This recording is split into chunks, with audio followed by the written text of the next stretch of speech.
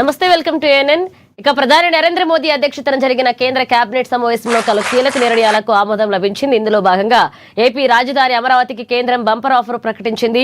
అమరావతిలో తొలి జీపీఆర్ఏ ప్రాజెక్టుకు గ్రీన్ సిగ్నల్ ఇచ్చింది. దాదాపు 1,235 కోట్ల రూపాయల భారీ వ్యయంతో ఈ మెగా రెసిడెన్షియల్ ప్రాజెక్టును చేపట్టనున్నారు.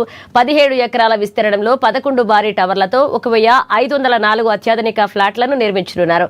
మరోవైపు సుస్థిర మైనింగ్ లో సింగరేణి సంస్థ మరొక అరుదైన మైలురాయిని అందుకుంది. ఇక పర్యావరణ ప్రమాణాల అమలులో సింగరేణిని తీరును కేంద్రం ప్రత్యేకంగా ప్రశంసించింది. డోర్లీ 2 గని మూసివేతలో ఆదర్శంగా నిలిచినందుకు గాను వడ్డీతో సహా 40 కోట్ల డిపాజిట్ ను కేంద్ర సంస్థ సింగరేణికి తిరిగి చెల్లించింది. త్వరలోనే డోర్లీ 1 గనికి సంబంధించిన మరొక 60 కోట్లకు పైగా నిధులు వచ్చే అవకాశం ఉంది అని అధికారులు వెల్లడించారు. बिखरे बिखरे से ऑफिसेस से काम करने में तकलीफ होती है, इंटीग्रेशन होने से कोऑर्डिनेशन प्रॉपर हो पाता है. तो central government office complex Amravati में बनेगा. इसके लिए करीब 5.5 एकड़ की जमीन राज्य सरकार ने दी है और 23 लाख स्क्वायर फीट का कंस्ट्रक्टेड एरिया बनेगा. लोकेशन ये मैप में है सारा. 2 प्रोजेक्ट्स है, एक तो रेजिडेंशियल कॉम्प्लेक्स है और एक ऑफिस कॉम्प्लेक्स है. ऑफिस के बाद में मैं आता हूँ रेजिडेंशियल कॉम्प्लेक्स में अमरावती का.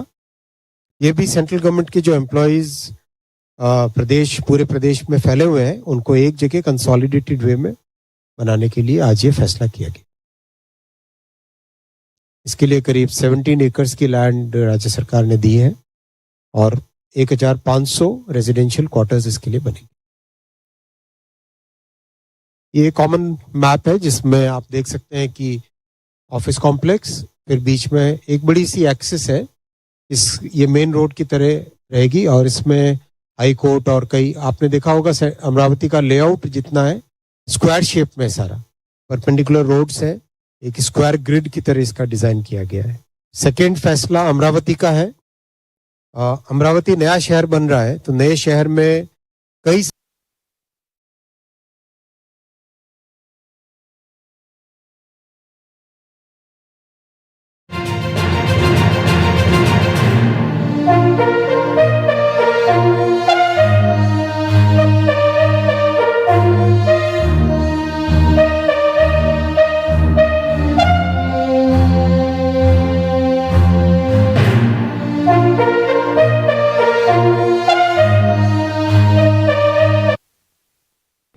హైదరాబాద్ లోని మెట్రో స్టేషన్ల కింద ఫుట్పాత్లను వాణిజ్య స్టాళ్లకు లీజుకి ఇవ్వడంపై తెలంగాణ హైకోర్టు ఆగ్రహాన్ని వ్యక్తం చేసింది. పాదాచారులు నడవడానికి ఉద్దేశించిన స్థలాన్ని స్టాళ్లకు ఎలా లీజుకిస్తారంటూ ప్రశ్నించింది. దీనిపై పూర్తి వివరాలతో నివేదిక సమర్పించాలంటూ జీహెచ్ఎంసీ, హెచ్ఎంఆర్ఎల్ అధికారులను ధర్మాసనం ఆదేశించింది. అనంతరం తదుపరి విచారణను ఈ నెల 17వ తేదీకి వాయిదా వేసింది.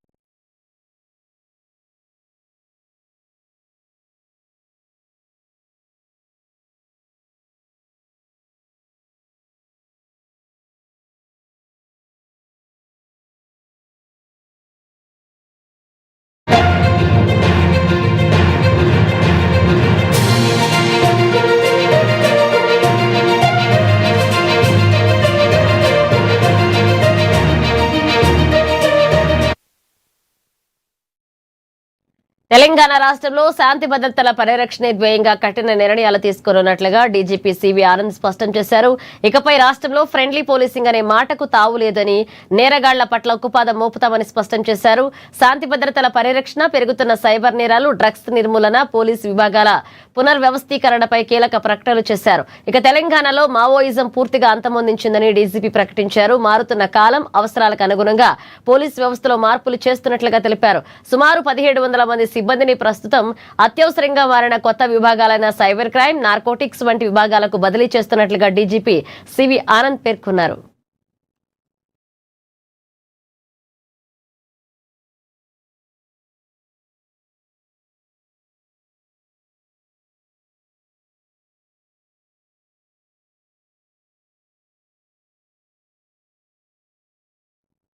ఫ్యూచర్ సిటీలో పాలన దిశగా రేవంత్ రెడ్డి సర్కార్ ముందడుగు వేసింది. హైదరాబాద్ భారత ఫ్యూచర్ సిటీ అభివృద్ధి సంస్థ కార్యాలయాన్ని సీఎం రేవంత్ రెడ్డి ప్రారంభించారు. ఈ కార్యాలయాన్ని 2 ఎకరాల్లో నిర్మించారు.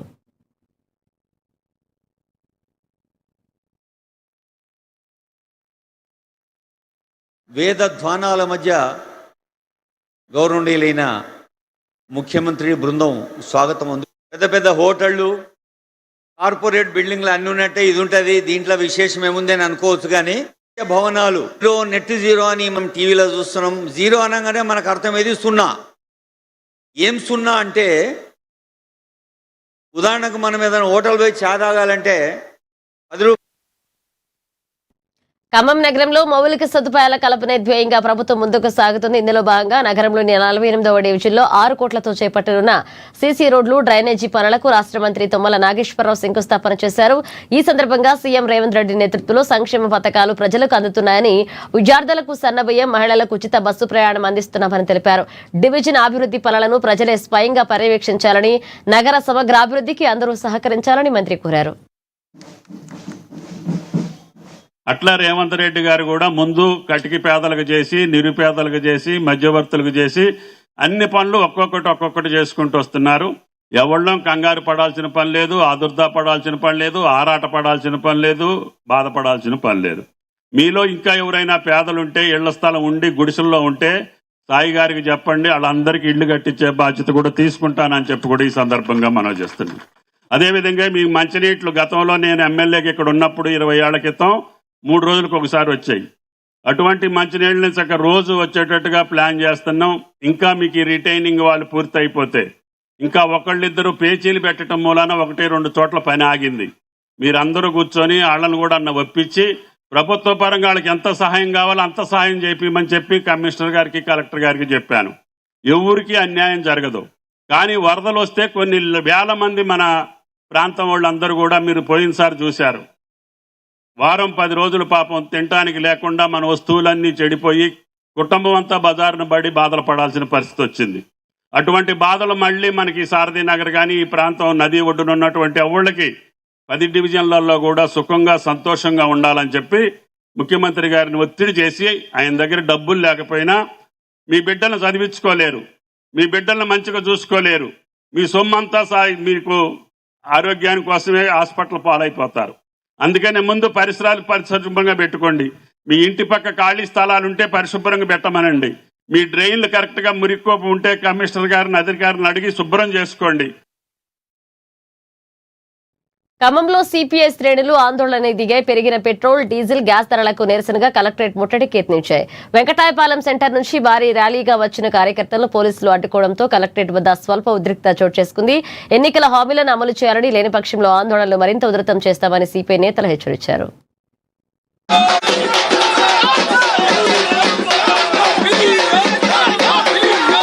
ఈరోజు ధరలు చూసుకుంటే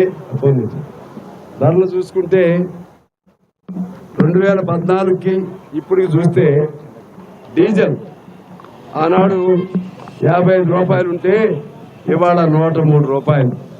అదేవిధంగా పెట్రోల్ 72 రూపాయలు ఉంటే ఇప్పుడు 113 రూపాయలు. అదేవిధంగా ఇంకా పెరిగిందేమో. తర్వాత గ్యాస్ 410ది 1240. అదేవిధంగా కమర్షియల్ గ్యాస్ 1600ది 3367. అలాగే కందిపప్పు 70 రూపాయలది ఇవాళ 165 రూపాయలు. అలాగే వంట నూనె 90 రూపాయలది ఈరోజు 160 రూపాయలు. ఈ విధంగా ఈ సామాన్యులకి మన పేదవాడు బతికే వీటి మీద ధరలు పెంచారు. పెట్రోల్ డీజిల్ మనకి అంత మేరకు కనపడతాయి, కానీ పెట్రోల్ డీజిల్ వల్ల మనకి డైరెక్ట్గా కాకుండా ఇండైరెక్ట్గా పరోక్షంగా ప్రతి వస్తువు ధరలు కూడా పెరుగుతూ ఉన్నాయి. 5% ఎరువుల ధరలు పెరిగినాయి. వీళ్ళు పరిపాలన చేస్తారు. ఆయన నరేంద్ర మోడీ చేస్తాడు, ఇక్కడ వీళ్ళు చేస్తున్నారు కాంగ్రెస్ వారు. అందువలన ఇది అడగాల్సింది ఎవరు? కమ్యూనిస్టులమే. చాలా మంది అంటున్నారు మీరు పోరాటం చేయట్లేదు. పోరాటం అంటే తుపాకులు కాదు, పోరాటం అంటే కత్తులు తీసుకురాని వీళ్ళు చంపటం కాదు. పోరాటం అంటే ఇది పోరాటం. ఇదే సంగారెడ్డి జిల్లా పటాన్చెరు నియోజకవర్గంలో ప్రజాపాలన ప్రగతి ప్రణాళిక కార్యక్రమం ఉత్సాహంగా సాగింది. ఇస్నాపూర్ మున్సిపాలిటీ పరిధిలోని రుద్రారం వార్డు కార్యాలయంలో మున్సిపల్ కమిషనర్ వెంకటకిషన్ రావు, చైర్పర్సన్ సుమలత శ్రీకాంత్ ఆధ్వర్యంలో ఈ కార్యక్రమాన్ని చేపట్టారు. ఈ సందర్భంగా రుద్రారం వార్డుతో పాటుగా ఇస్నాపూర్ మున్సిపాలిటీని అభివృద్ధి పదంలో ముందంజలో ఉంచుతామని వారు స్పష్టం చేశారు. ఇంకా చాలా చేయాల్సినవి ఉన్నాయి. ఎవరికి ఉంటుంది ఓటు హక్కు, దాన్ని ఏ రకంగా మనం మన హక్కును వినియోగించుకోవాలి, ఆ హక్కు ఎవరికి వస్తుంది, ఓటు హక్కు ఎవరికి వస్తుంది. ఈ మధ్య చనిపోయిన వారు ఉన్న ఓట్లు 2 సార్లు ఉన్న ఓట్లు, అసలు ఇక్కడ లేని వాళ్ళు ఇక్కడ నుంచి వేరే ప్రదేశాలకు షిఫ్ట్ అయిన వాళ్ళు, ఈ రకంగా చాలామంది దాదాపు ఒక 70 సంవత్సరాలు మనకు స్వతంత్రం వచ్చి 75 సంవత్సరాలు అవుతుంది. కాబట్టి ఆ పేర్లు అట్లే కొనసాగుతూ వస్తే తీరా ఓటింగ్ పర్సెంటేజ్ చూసుకుంటే 40% 50% కనబడుతుంది.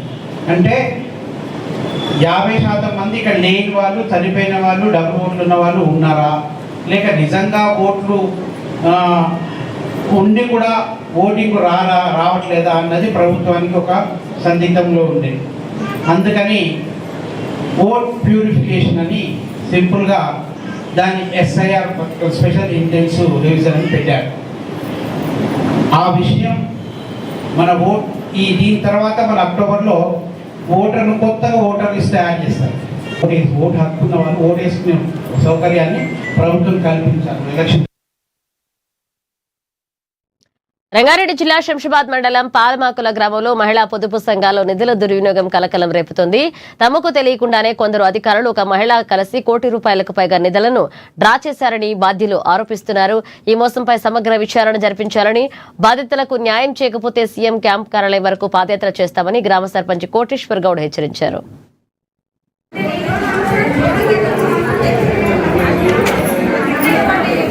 వ్యక్తిగతమేమంటే మాట్లాడదామని వాళ్ళని కూడా ఆపడం జరిగింది. ఈ మహిళా సంఘాలకి కూడా సంబంధించి ఇది నాకు ఒక మే 10కి నా దృష్టికి రావడం జరిగింది. ఆ రోజు నా దృష్టికి రాగానే ఇక్కడ ఈ విలేజ్కి సంబంధించిన సీసీ దృష్టికి తీసుకువెళ్ళడం జరిగింది. ఆ రోజు మే 11 తారీఖు రోజు సీసీ గారు మా ఇంటికి వచ్చి నన్ను కలవడం జరిగింది. కలిసినాక ఏం జరిగిందంటే, సార్ మా దృష్టిలో లేదు అంటే, ఒక దాంట్లో ఏందో లెక్కలు తేల్చండి, లెక్కలు తేల్చి మాకు సభ్యులకు వాళ్ళ ముందు ఏందనేది తెలుస్తేనే మేము మాట్లాడడానికి వస్తుంది, దాని ఏంది పరిష్కారం అని అడగడం కూడా జరిగింది. అప్పుడు మమత గారి వాళ్ళ హస్బెండ్ అయిన రోల అంజనేయులు గారు ఈ యొక్క అమౌంట్ ఎంతున్నా నేను కడతా, మా కుటుంబ అవసరాల కోసమే మేమే తీసుకున్నాం కాబట్టి మేము కడతాము, మా భూమి అయినా సరే అమ్మి మీకు కడతామని చెప్పేసి అనడంతో వాళ్ళకు ఆ లెక్కలు చేయడానికి వాయిదా కూడా ఇవ్వడం జరిగింది. ఇంతకుముందు కూడా గతంలో కూడా ఈ ఇష్యూ బయటికి వెళ్ళి మీడియా మిత్రులు కూడా వస్తే మా ఊరు పడకు పోతుందనే ఉద్దేశంతో ప్రెస్ మిత్రులను కూడా వాళ్ళు టైం అడిగారు. ఆ గడువు దాటితే అప్పుడు మేమే మీకు తెలియజేస్తామని చెప్పడం కూడా జరిగింది.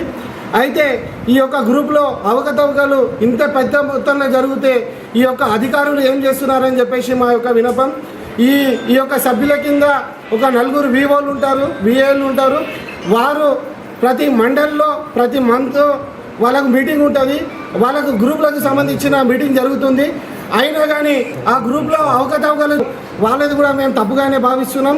వీళ్ళపైన సీసీ ఉంటాడు, ఆ సీసీ కూడా ఎవ్రీ మంత్ ప్రతి 5 గ్రూపులకి ఎవ్రీ మంత్ 5 గ్రూపులు అవి బుక్కులు చెక్ చేయాల్సి ఉంటుంది. వీళ్ళకు సంబంధించిన బుక్ మాకు అన్యాయం జరుగుతుంది కాబట్టి మా ఊర్లో ఎవరికి చెప్పాలి, మేము సర్పంచ్కి చెప్పాలి కాబట్టి సర్పంచ్ దగ్గరికి పోయినాం. వాళ్ళ ఇంట్లో వాళ్ళు ఏమంటున్నారంటే సర్పంచ్ హస్తం ఉందంటున్నారు. సర్పంచ్ హస్తం ఎట్టి పరిస్థితిలో లేదు. మాకు అన్యాయం జరిగింది కాబట్టి మేము సర్పంచ్ దగ్గరికి వచ్చినాం మాకు న్యాయం జరగాలని. ఈరోజు సర్పంచ్కు చెప్పినా మేము పోయినా ఎవరైనా వాళ్ళ ఇంటోళ్ళు కానీ ఎవరు కానీ ఇక్కడికి వస్తలేదు. మరి ఎవరి ద్వారా వాళ్ళు వస్తారు, ఎట్లా మాకు న్యాయం జరుగుతుందో జరగాలి. నా పేరు స్వప్న, ఆల్మాకుల్ గ్రామము. మాకు డబ్బులు మాకు చూపించింది పెద్ద సార్లు ఎట్లా చెప్తే మేము అట్లా విన్నాము. ఏ లెక్క కట్టుకోవాలి, లోన్ ఎట్లా ఇప్పిస్తాము వాళ్ళు చెప్తేనే నడిచింది. మాకు మమతతో సంబంధం లేదు. మమత దగ్గరికి పంపించిందే సార్లు. మాకు సిగ్నేచర్ పెట్టించుకోవాలి అన్నదానికి కూడా అక్క పెడుతుండే. ఆమె తోటి వద్దు మమతతో పెట్టించుకోవాలని చెప్పారు సార్లు. మాకు ఇదంతా చేసింది సార్ వాళ్ళతోటే అయ్యింది. మమతతోటి మాకు తెలియదు. ఆమె రాయడం 3 సంవత్సరాలే అవుతుంది. సార్ పేరు రాజు సార్ పంపించిండు. మా గ్రూప్లో 20 లక్షలు, కానీ అది ఎవరికి మా పేర్ల పైన అయితే ఏం లేదు. మళ్ళీ అదే మేము మమతను చూసి అయితే కట్టాలి. మేము ఒక సంస్థానం చూసి మేము కట్టినాము. ఇప్పుడు మీకు ఏడు అన్యాయం జరిగింది? మాకు ఈడనే Malkajgiri commissionerate Hayat Nagar police station పరిధిలో రోడ్డు భద్రతే లక్ష్యంగా అరైవ్ అలా అవగాహన కార్యక్రమాన్ని నిర్వహించారు. ప్రజాపాలన ప్రగతి ప్రణాళికలో భాగంగా కుంట్లూరు చౌరస్తాలో జరిగిన ఈ సమావేశానికి మల్కాజ్గిరి కమిషనర్ సుమతి ముఖ్య అతిథిగా హాజరయ్యారు. రోడ్డు ప్రమాదాల్లో ఎక్కువగా యువతే ప్రాణాలు కోల్పోతున్నారని, హెల్మెట్ సీట్ బెల్ట్ ధరించడం ద్వారా ప్రాణాలను కాపాడుకోవచ్చని ఆమె పిలుపునిచ్చారు.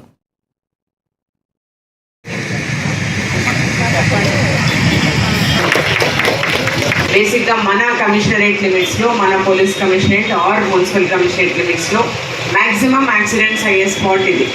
అండ్ ఇందాక బాబు మాట్లాడినప్పుడు నిజంగా మీ అందరికీ కూడా ఇప్పుడే ఫ్రెష్గా యాక్సిడెంట్ అయిన ఫీలింగ్ మీకు కలిగిందో లేదో, కానీ మేము ప్రతి నిమిషము ఇన్ని రకాల అఫెన్సెస్ చూస్తున్నా కూడా మాకు చాలా సెన్సిటివ్గా ఫీల్ అవుతాము. ఈ ఫీల్ అవుతున్నాము అన్న విషయం మీ అందరికీ తెలియడానికే ఈరోజు ఇన్ని డిపార్ట్మెంట్స్కి సంబంధించిన అందరు అధికారులు మీ ఎదుట మేమున్నాము. మీ ఎదుట మేము ఉన్నామంటేనే అర్థము R&B కావచ్చు, మెడికల్ అండ్ హెల్త్ కావచ్చు, RTC కావచ్చు, లేదంటే NHAI కావచ్చు, ఈవెన్ మా డిపార్ట్మెంట్ కావచ్చు, అండ్ అన్నింటికీ ముఖ్యంగా నుంచి ట్రాఫిక్ వాళ్ళు అందరం కూడా మేము 24 గంటలు 24/7 చేయడం జరిగింది.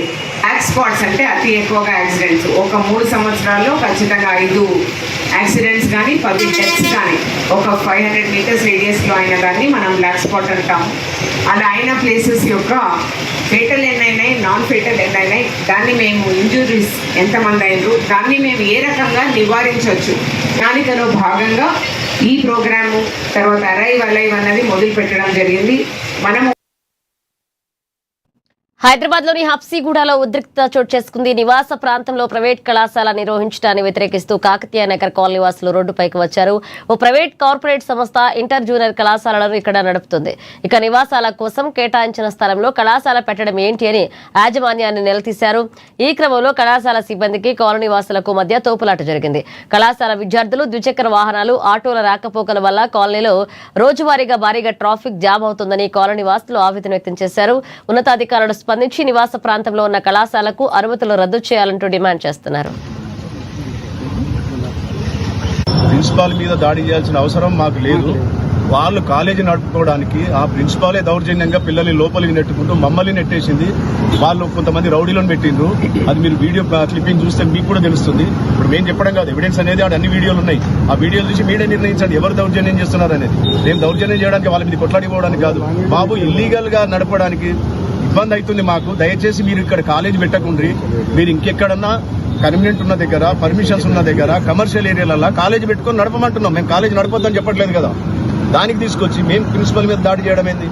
అందరు సీనియర్ సిటిజన్స్, వారు దాడి చేయడం కాదు. ఆవిడనే మా మీద దాడి చేసి వస్తుంది. ఆమెకి ఇంటెన్సివ్ గా పెట్టినా కూడా భయపడే ఎవరు లేరు ఇక్కడ. రెండవది ఏంటంటే మేము కూడా కావాలంటే మేము కూడా కేసులు పెట్టడం కాదు, కేసుల పరిష్కారం కాదు. కావాల్సిందంటే పీస్ఫుల్ పొజిషన్ మెయింటైన్ చేయాలంటే మీరు లీగల్ గా కాలేజ్ నడపండి, మాకున్న ఆబ్జెక్షన్స్ పరిగణలోకి తీసుకోండి, మేము ఎందుకు వద్దంటున్నాం అనేది ఆలోచించండి. మీరు ఒక పేరెంట్స్ గా మీరు కూడా మీకు కూడా పిల్లలు ఉన్నారు కదా. గత సంవత్సరం నుంచి కూడా ఈ కాలేజ్ విషయంలో మేము కోర్టులో కూడా వేశాము. కోర్టులో ఉన్నది ఆల్రెడీ పెండింగ్ గా ఉన్నది. ఈవెన్ హయ్యర్ ఎడ్యుకేషన్ వారికి మరి అలాగే కలెక్టర్ ఆఫీస్లో నేను ఏసీబీ గారికి ఇంటర్మీడియట్ బోర్డులో సిఏ గారికి అందరికీ మేము ఇన్ఫర్మేషన్ ఇచ్చాము. మా కాలనీలో అంతా సీనియర్ సిటిజన్ ఉంటారు, అంత రెసిడెన్షియల్ ఏరియా ఉన్నది. మా కాలేజీ ఉంటే గత పక్కన జాన్సన్ స్కూల్తో ఇప్పుడు ఇబ్బంది పడుతున్నాము. ఏదైనా సిక్ అయితే కనీసం మీరు ఒక్కసారి చూస్తే మేము అంబులెన్స్ కూడా తీసుకునే వెళ్ళే పరిస్థితి లేదు. అందరము పేరెంట్స్ అందరు కూడా ఇక్కడ ఉండే కాలనీ వాళ్ళు అంతా సీనియర్ సిటిజన్స్ ఉన్నారు కాబట్టి వాళ్ళు ఇల్లీగల్ నడుపుతున్నారు. అధిక ఫీజులు వసూలు చేసి మేము ఈ రోజు ఉదయం మేము వచ్చింది ఏంటంటే పేరెంట్స్ చెప్తున్నాం వీళ్ళు అధిక ఫీజులు వసూలు చేసి మిమ్మల్ని మభ్య పెడుతున్నారు, మీరు దయచేసి ఇది కాలనీలో పర్మిషన్ లేదు కాలేజ్ అని గట్టిగా చెప్తున్నాం. వాళ్ళు వచ్చి వాళ్ళు ఇప్పుడు ఇప్పుడు మేము సమరస్యంగా పెట్టాలని బనాయిస్తున్నారు. వాళ్ళు ఏం చేసినా అడగదు. మేము ఈ విషయం పరిస్థితుల్లో ముఖ్యమంత్రి కాకినాడ జిల్లా ఎలేశ్వరంలో విద్యుత్ షార్ట్ సర్క్యూట్ తో ఇళ్లు కోల్పోయిన బాధితులను ఎమ్మెల్యే సత్యప్రభ పరామర్శించారు. మున్సిపాలిటీ పరిధిలోని 20వ వార్డు క్వారీపేటలో ఇళ్లు దగ్ధమైన ప్రమాద స్థలాన్ని ఆమె పరిశీలించారు. సర్వస్వం కోల్పోయిన సీలు సుబ్బారావు, సీలు సురేష్ కుటుంబాలకు తాము అండగా ఉంటామని హామీ ఇచ్చారు.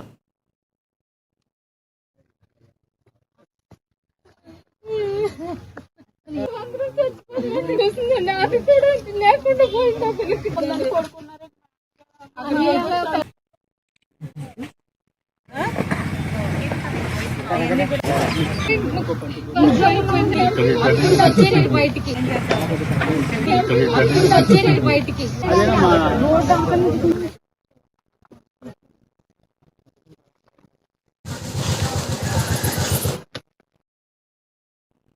గుంటూరు పశ్చిమ నియోజకవర్గ టీడీపీ కార్యాలయంలో ఎమ్మెల్యే సినీ నటుడు నందమూరి బాలకృష్ణ 66వ జన్మదిన వేడుకలు ఘనంగా జరిగాయి. ఎమ్మెల్యే గల్లా మాధవి ఆధ్వర్యంలో పార్టీ శ్రేణులు కేక్ కట్ చేసి శుభాకాంక్షలు తెలిపారు. బాలకృష్ణ సినిమా రాజకీయ రంగాల్లో తనదైన ముద్ర వేసుకున్నారని, ఆయన నిండు నూరేళ్లు ఆయురారోగ్యాలతో వర్ధిల్లాలని ఈ సందర్భంగా గల్లా మాధవి ఆకాంక్షించారు.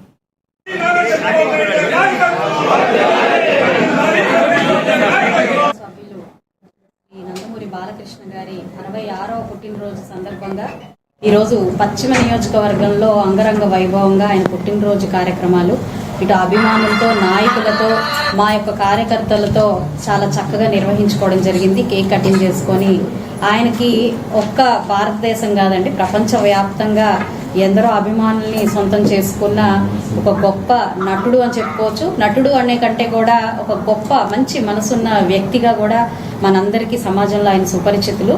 ఆయనతో వెళ్ళి అంతటి గొప్ప వ్యక్తి. మరి ఈరోజు ఆయనతో అసెంబ్లీలో కూడా ఒక సహచర ఎమ్మెల్యేగా ఆయనకి ఉండడం, ఎంతో సోదర భావంతో ప్రతి ఒక్కరిని ఆయన పలకరించడం అనేది ఇప్పటికీ ఎప్పటికీ మమ్మల్ని ఎంతో ముందుకు తీసుకెళ్లే విధానంగా ఉంటుంది. అలాంటి ఒక గొప్ప వ్యక్తి పుట్టినరోజు జరుపుకోవడం నిజంగా మాకు కూడా చాలా చాలా సంతోషంగా ఉంది. ఆయన నిండు నూరేళ్లు ఆరోగ్యంతో అలా అష్టైశ్వర్యాలతో తులతూగాలి అని చెప్పి కోరుకుంటూ మా యొక్క నాయకుల తరపున, కార్యకర్తల తరపున, అభిమానుల తరపున ఆయనకి పుట్టినరోజు పల్నాడు జిల్లా మాచర్ల నియోజకవర్గంలోని తుమ్మూరుకోట గ్రామంలో 20 ఏళ్ల నాటి పాత కక్షలు మరొకసారి బగ్గుమన్నాయి. రెండు వర్గాల మధ్య చోటు చేసుకున్న ఘర్షణతో గ్రామంలో ఉద్రిక్తత నెలకొంది. గతంలో జరిగిన హత్యల నేపథ్యంలో ఇరు వర్గాలు గ్రామాన్ని వీడగా ఇటీవలే జైబాబు వర్గీయులు తిరిగి రావడంతో వివాదం రేగింది. ఈ క్రమంలో చిన్న లక్ష్మయ్యపై ఒక వర్గం, అలేటి కోటిపై మరొక వర్గం దాడులకు తెగబడ్డాయి. గ్రామంలో అవాంఛనీయ సంఘటనలు జరగకుండా పోలీసులు మోహరించారు.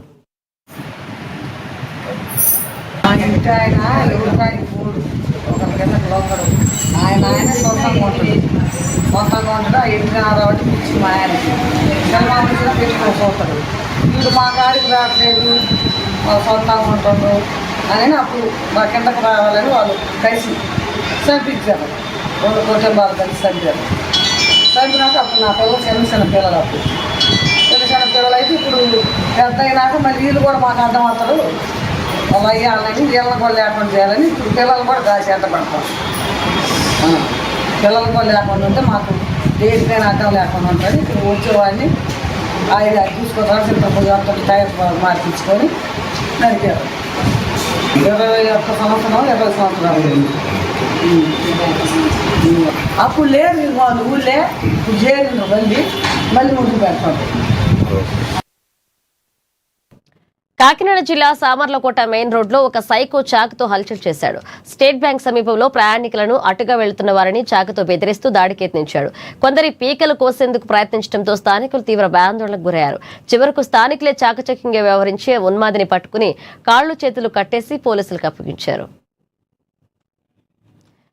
కామారెడ్డి పట్టణంలోని వినాయక నగర్ కాలనీలో ప్రమాదం తప్పింది. ఓ ఇంట్లో వంట గ్యాస్ సిలిండర్ లీక్ అయి ఒక్కసారిగా మంటలు చెలరేగాయి. ఈ ప్రమాదంలో మంటలను ఆర్పేందుకు ప్రయత్నించిన ఒకే కుటుంబానికి చెందిన మల్లవ, మౌనిక, అలేఖ్య అనే 3 మహిళలకు తీవ్ర గాయాలయ్యాయి. స్థానికులు సమాచారంతో రంగంలోకి దిగిన అగ్నిమాపక సిబ్బంది మంటలను అదుపు చేశారు.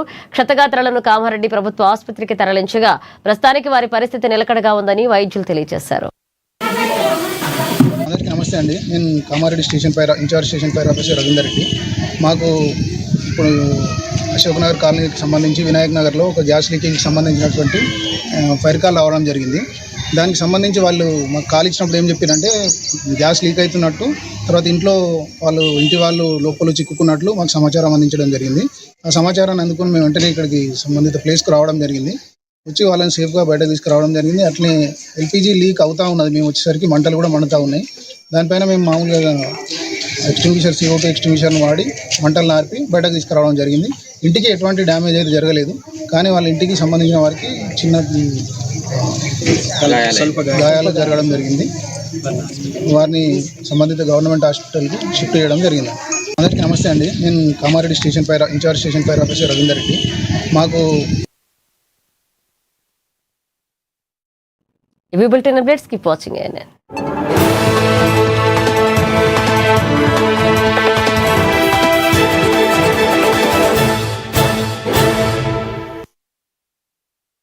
తెలుగు, ఉర్దూ, మరాఠీ